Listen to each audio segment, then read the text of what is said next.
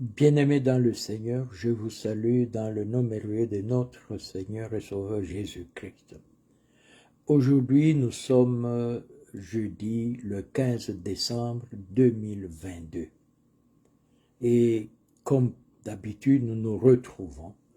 Mais au lieu de continuer avec notre entretien sur les caractéristiques de l'amour selon l'apôtre Paul, compte tenu de la saison, nous allons prendre ces 3 séances, aujourd'hui et les 2 qui suivent, à regarder à l'expression de l'amour de Dieu, ou l'amour divin. Et cela est très important parce que nous sommes à la saison où tout le monde, partout, toutes les catégories, nous sommes en train de nous préparer à célébrer, à nous réjouir et à donner, recevoir, parce que c'est la saison et nous nous rappelons de tout ce que Dieu a fait pour nous. Mais avant toute chose, nous allons prier. Seigneur, nous bénissons ton nom pour ce temps merveilleux et ta grâce qui fait que aujourd'hui, une fois encore, nous puissions nous retrouver et que nous puissions partager ce message important sur l'amour que toi tu nous as manifesté en envoyant ton Fils Jésus-Christ dans ce monde.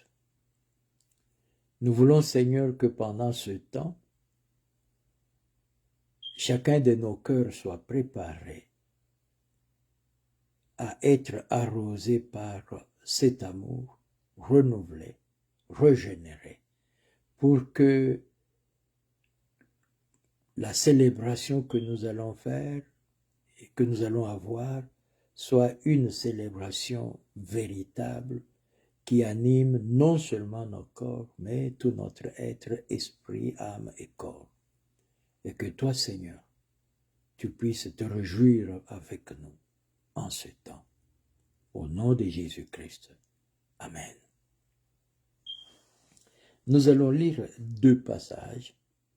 Le premier, bien connu, c'est dans l'évangile de Jean chapitre 3, le verset 16. Car Dieu a tant aimé le monde, qu'il a donné son Fils unique, afin que quiconque croit en lui ne périsse point. Je m'arrête là. Le deuxième passage que nous allons lire, c'est dans le livre du prophète Ésaïe, chapitre 9. Nous allons lire le verset 5. « Car un enfant nous est né, un fils nous est donné, et la domination reposera sur son épaule. » En cette période ou cette saison, partout dans le monde, il y a 2 choses qui sont dans la pensée de chacun d'entre nous. C'est célébrer et puis donner et recevoir. Les cadeaux. Les magasins sont achalandés de divers cadeaux. Et on peut voir que chacun selon ses moyens, on essaie au mieux de se procurer ce qu'on peut pour pouvoir se rappeler des personnes que nous aimons et auxquelles nous voudrions d'une manière particulière témoigner cet amour. Et ces cadeaux, nous essayons dans la mesure du possible de trouver des cadeaux qui puissent réellement donner la joie à ceux qui vont le recevoir et leur manifester que réellement ils sont dans nos cœurs et que nous les portons et que ce sont des personnes auxquelles nous pensons continuellement.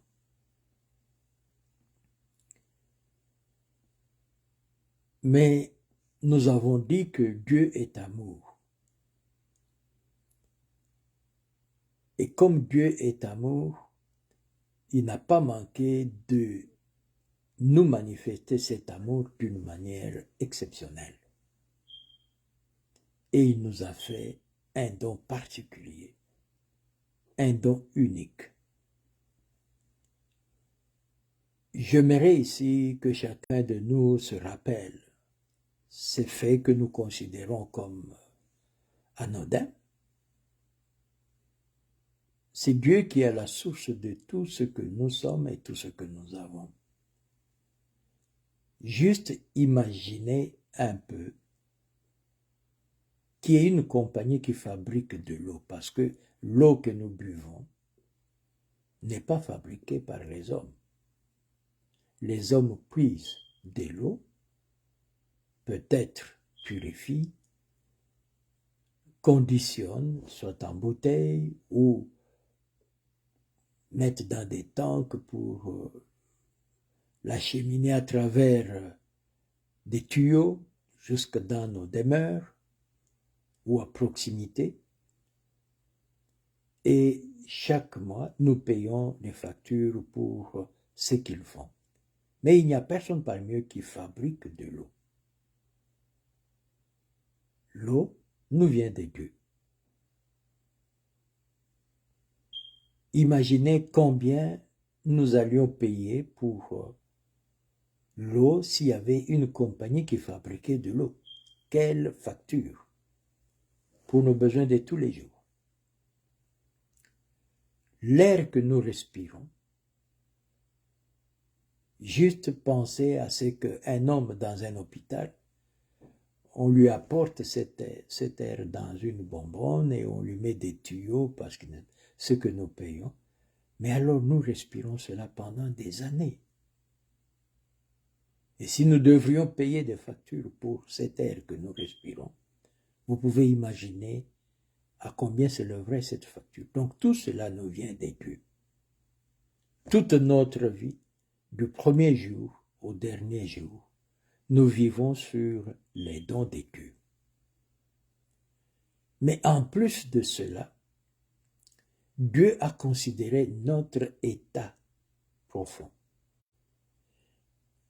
Et il nous a fait un don qui va au-delà de toute imagination parce que c'est le besoin le plus important, le plus grand pour tout être humain qui vient dans ce monde.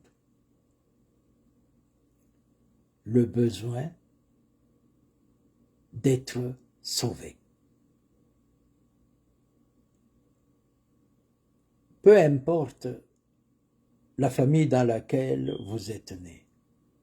Vous pouvez être né dans une famille royale, dans une famille d'un ministre. Vous pouvez être né dans une famille d'un milliardaire. Vous êtes peut-être né dans une famille d'un chômeur. Nous sommes tous logés à la même enseigne. Nous venons dans ce monde sous la condamnation. Il n'y a personne qui est excepté. Peu importe la position, peu importe le niveau, peu importe la condition dans laquelle vous êtes venu dans le monde, tous les êtres humains dans ce monde, nous naissons sous la condamnation. Et nous allons vivre toute notre vie sous la condamnation. Et si rien ne change, nous allons aussi être confrontés à une éternité sous la condamnation. Ce besoin-là, aucun homme ne pouvait y répondre, aucun homme ne sait y répondre encore, aucun homme ne saura jamais y trouver la réponse. Il n'y a que Dieu et Dieu seul pour trouver la réponse à cette condition-là. Et la réponse qu'il a trouvée.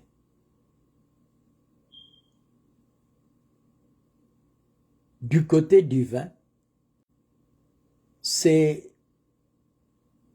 la chose la plus grande, la chose la plus valeureuse, c'est un don qui n'a pas de valeur possible Parce que Dieu ne nous a pas donné quelque chose qu'il avait en double. Il n'avait qu'un fils unique et c'est celui-là qu'il nous a donné. Il n'en a jamais eu d'autre. Il ne pourrait pas en avoir un autre à côté de celui-là. C'est le seul et unique Fils de Dieu et Dieu nous l'a donné. Imaginez donc la valeur de ce don que Dieu nous a fait. Et ce don est à la mesure du besoin. Comme nous l'avons dit, le besoin est tel que personne, aucun homme ne peut y répondre, aucun homme ne peut y trouver la solution. Nous sommes tous nés sous la condamnation et la condamnation éternelle. On peut réfléchir, il y a beaucoup de gens qui me disent, non, mais vous savez, est-ce que Dieu peut condamner les gens qui ne sont pas chrétiens? Il y a des musulmans, il y a des bouddhistes, il y a des gens qui n'ont jamais entendu parler de...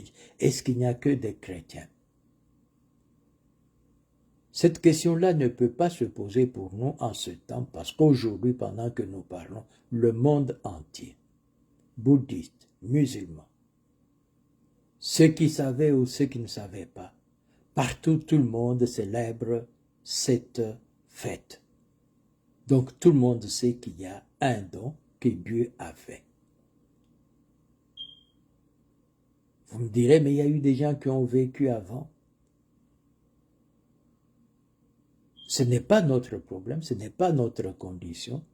Et je dirais même plus, Dieu n'est pas obligé.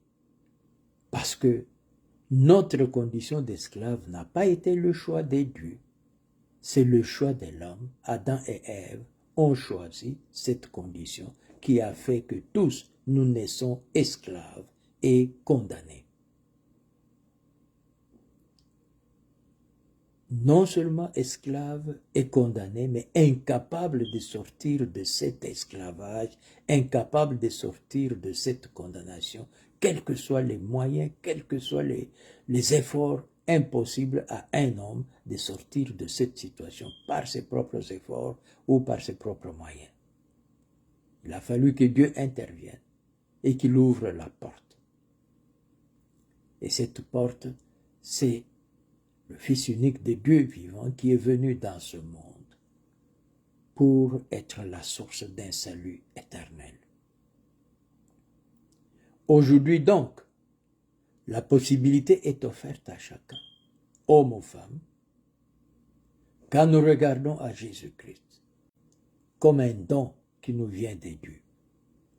En recevant ce don comme il se doit et comme il convient, on est affranchi de l'esclavage, on est affranchi de la condamnation, mais cela ne s'arrête pas là. Quand nous avons fini le jour sur cette terre, on est épargné de la condamnation éternelle. On peut regarder autant que nous passons dans ce monde. Certaines personnes pensent que c'est beaucoup. Si on parle de quelqu'un qui a vécu 100 ans, c'est rien. Imaginez juste que la chemise, la robe que vous avez achetée pour célébrer la fête, la même fête l'année passée, 2021, et la nouvelle année 2022, vous les avez encore peut-être presque neufs. Et aujourd'hui, nous sommes encore en train de nous préparer pour célébrer une autre année. En multipliant cela par 100, vous pouvez voir que cela ne représente absolument rien. Comparez cela à toute l'éternité, vous verrez que le besoin est énorme. Et Dieu a pourvu à ce besoin d'être affranchi, d'être libéré de cette condamnation en nous faisant un don particulier qui est celui de son Fils unique. Et ce Fils est venu dans ce monde. Et nous sommes devant ce don merveilleux. Nous sommes devant ces dons uniques. Nous sommes devant ces dons d'une valeur immense. Maintenant, la question est de savoir que faisons-nous? Que faisons-nous? Comment nous recevons ce don? Juste imaginez que vous avez dépensé beaucoup d'argent pour acheter un cadeau en cette période à une personne que vous aimez et vous le lui avez envoyé. Et un mois plus tard, vous allez visiter cette personne, vous trouvez le même cadeau quelque part dans la poubelle. C'est que cela va faire à votre cœur. Et c'est ce que nous faisons tous les jours au cœur de Dieu. Quand nous regardons le don qu'il nous a fait, le don si précieux, et nous le considérons comme étant sans valeur, nous le mettons de côté et nous nous disons que, bien sûr, on va y regarder à la fois prochaine, comme si le temps nous appartenait. Mais ce don-là est là, et Dieu nous regarde. Dieu attend de chacun de nous pour voir comment nous allons recevoir ce don merveilleux qu'il nous a accordé. Nous allons regarder prochainement à notre véritable condition parce que beaucoup d'entre nous, nous ne connaissons pas exactement la condition dans laquelle nous nous trouvons. Et souvent, nous sommes trompés parce que nous nous levons le matin, nous mangeons, nous buvons et nous vaquons à nos occupations et nous nous habillons et puis nous pensons que tout va très bien. Mais nous ne regardons pas à la réalité. La réalité nous échappe. Nous sommes comme des personnes envoûtées qui sont en train de cheminer lentement mais sûrement vers une fosse profonde, mais qui, sans trop d'attention, marchent avec aisance et croient qu'ils sont maîtres, alors qu'en réalité, ils sont esclaves. Nous allons regarder à cette condition. Et après, nous allons regarder à la condition qui nous attend si nous recevons avec tout cœur ce don merveilleux que Dieu nous a fait. Et cela sera pour la semaine prochaine et la semaine d'après. En attendant, je présente à tous mes vœux d'un joyeux Noël et d'une année heureuse et bénie. Et je vous souhaite de tout cœur que la bénédiction de Dieu soit le lot de chacun et que nous puissions célébrer cette fête avec la véritable joie d'affranchis, de libérés et des personnes sorties de la condamnation. Que Dieu vous bénisse. Nous allons prier. Seigneur, merci parce que tu es un Dieu merveilleux. Prépare-nous à ce que nous puissions recevoir ce don et que nous puissions revoir et réestimer ce don merveilleux que toi tu nous as accordé et que nous puissions nous réexaminer et nous réévaluer par rapport à ce que toi tu nous as accordé. Merci Seigneur parce que ce don est merveilleux. Nous ne saurons jamais l'estimer à sa valeur, mais apprends-nous à le considérer, à l'estimer et à le vivre avec joie. Et toi avec nous. Au nom de Jésus-Christ. Amen. Ce message sera sur YouTube plus tard. Le compte, c'est Daniel Cazadé, Vie chrétienne. Je vous invite à aimer, à partager. Et vos commentaires sont le bienvenu. Que Dieu vous bénisse, Papa Jean, Maman Micheline. Je vous bénis et on aura l'occasion de parler bientôt. Que Dieu vous bénisse.